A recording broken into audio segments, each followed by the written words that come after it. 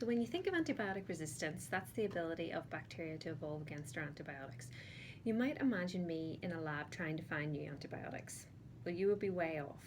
What is great about my job is that it takes a different slant on the antibiotic resistance problem. My job is all about people.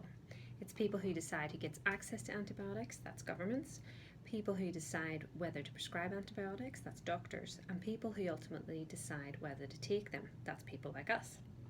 My job is to look for the patterns in these behaviours, and I do that by using post-its like the ones behind me.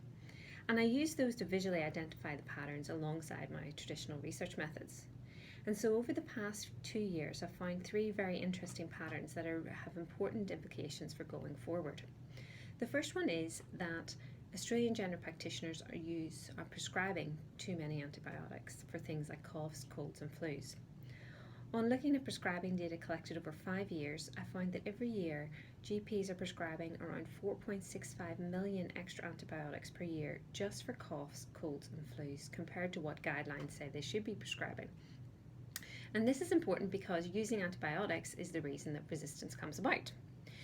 And then the second thing that I found was that although many of us have heard of resistance, we ultimately don't think that it's our problem to do something about. I found this out by looking at all of the research that's been conducted across the world. I systematically looked at the studies of more than 100 different studies of more than 12,000 people.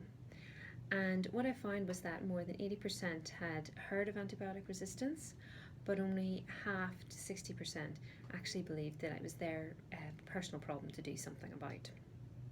The final pattern that I found was that GPs don't routinely talk to their patients about antibiotic resistance. And this was when one of my colleagues, my PhD student, interviewed GPs about their practice. And I analysed the data. And I found that whilst GPs knew about antibiotic resistance, they didn't feel that it was something patients were really interested in. So they didn't talk to them about it. But the thing is, if you were told about antibiotic resistance when you were being prescribed an antibiotic, that might change your mind about whether to take it. So why do all these patterns matter and what's actually going to happen with this work? It matters because to change antibiotic prescribing behaviour, you need to understand it.